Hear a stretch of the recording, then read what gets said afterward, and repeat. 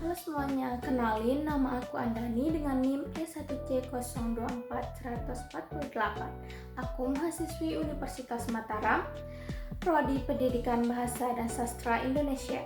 Di video kali ini, aku akan mengulas atau meresensi novel yang berjudul Jalan Lahir karya Dias Nopitauri yang diterbitkan oleh Kepustakaan Populer Gramedia pada tahun 2021 dan memiliki 167 halaman.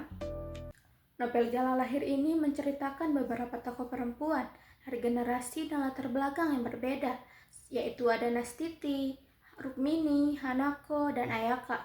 Meskipun cerita mereka tampak terpisah, cerita-cerita tersebut perlahan saling terhubung dan membentuk satu kesatuan yang utuh. Ketika pertama kali membaca novel Jalan Lahir ini, terasa seperti menyusun potongan-potongan ingatan yang tersebar. Ceritanya berpindah dari satu tokoh ke tokoh lain dengan alur yang tidak selalu runtut. Ketika baru membaca, novel ini terasa cukup membingungkan karena banyak bagian yang tiba-tiba berpindah tanpa penjelasan panjang.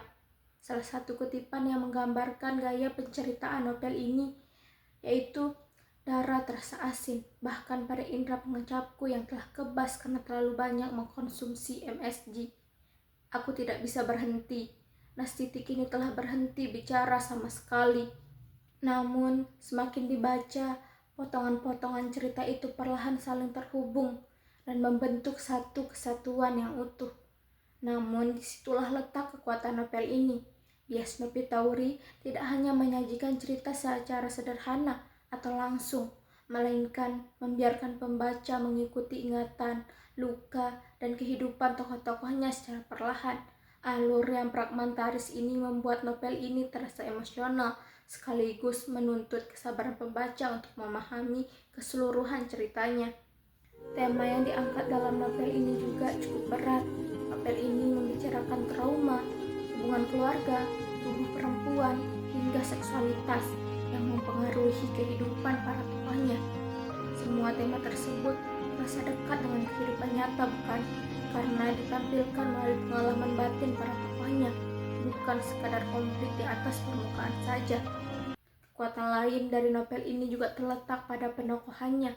Setiap tokoh perempuan memiliki luka dan pergulatan hidup yang hampir sama. Menariknya, beberapa tokoh tidak hanya diceritakan dari sudut pandangnya sendiri, tetapi melalui tokoh lain. Nastiti misalnya, pada bagian awal ceritakan melalui sudut pandang seorang laki-laki yang menyintainya. Rukmini hadir melalui cerita anaknya sendiri, sedangkan Hanako muncul lewat kisah seorang prajurit Amerika.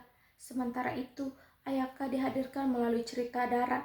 Cara seperti ini membuat tokoh-tokohnya terasa hidup dan saling terhubung satu sama lain. Jika membaca novel ini lebih dalam, mungkin tokoh Rukmini dan Nastiti akan menjadi dua tokoh yang paling meninggalkan kesan emosional. Pergulatan batin keduanya terasa kuat, terutama ketika mereka berusaha menghadapi masa lalu dan luka yang mereka simpan. Namun sebenarnya seluruh tokoh perempuan dalam novel ini menghadirkan kesan yang sama mendalamnya. Mereka digambarkan bukan sebagai perempuan yang sempurna, melainkan manusia yang hidup bersama dengan rasa kehilangan, kesepian, dan trauma masa lalu. Selain tema dan penokohannya, gaya bahasa dalam novel ini juga menjadi daya tarik tersendiri. Bahasa yang digunakan terasa cukup berat pada pembacaan pertama, karena lebih banyak menggunakan narasi dibandingkan dengan dialog. Kalimat-kalimatnya tidak selalu lugas dan dipenuhi perumpamaan khas sastra. Karena itu, novel ini terasa lebih cocok dibaca perlahan, agar emosi dan detail-detail kecil di dalamnya dapat terasa lebih utuh. Meski sempat terasa membingungkan, novel ini justru berhasil membangun suasana yang sunyi dan emosional. Bahasa yang puitis membuat luka dan kegelisahan para tokohnya terasa dekat.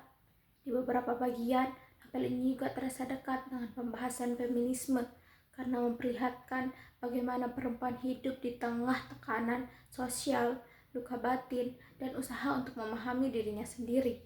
Pada akhirnya, ini bukan novel yang mudah dibaca dalam sekali duduk. Novel ini membutuhkan perhatian dan kesabaran untuk memahami setiap fragmen cerita yang disajikan. Namun setelah seluruh potongan cerita itu tersusun, novel ini meninggalkan kesan yang mendalam tentang ingatan, trauma, dan kehidupan perempuan.